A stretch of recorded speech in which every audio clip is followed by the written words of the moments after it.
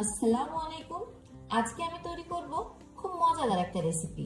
তো রুটি অনেক সময় আমরা ফেলে দিই বা অনেক সময় রুটি আমাদের বেশি থেকে যায়। তো সেই রুটি দিয়ে আজকে চিপস তৈরি করে দেখাবো। তো চলুন দেরি না করে রেসিপিটা শুরু করা যাক। এখানে আমি রুটি নিয়েছি আর রুটিগুলোকে আমি এবার কেটে নেব। রুটিগুলোকে আমি 3 কোনা ভাবে কেটে নেব।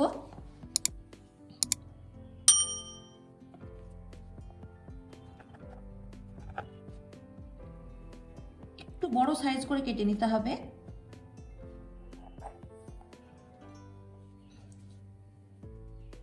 তো রুটিগুলো আমি এভাবে কেটে নেব, একটু বড় সাইজ করে কেটে নিলেই হবে। তো এভাবে আমি সব রুটিগুলোই কেটে নেব। তো সব রুটিগুলোই আমার কেটে নেওয়া হয়ে গেছে। চিপসগুলো ভেজে নেওয়ার জন্য এখানে আমি তেল গরম করতে দিয়েছি আর তেলটা গরম হয়ে গেছে। আর আমি যে রুটিগুলো কেটে রেখেছিলাম সেটা তেলের মধ্যে এক এক করে দিয়ে দেবো।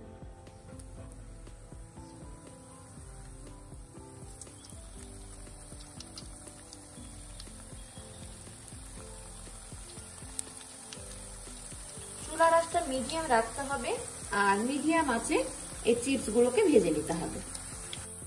তো এক সাইড ভাজা হয়ে গেলে আমি এগুলোকে উল্টে দেব।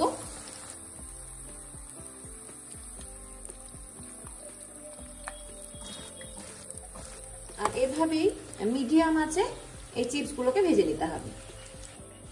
সব চিপসগুলো আমার ভেজে নেওয়া হয়ে গেছে।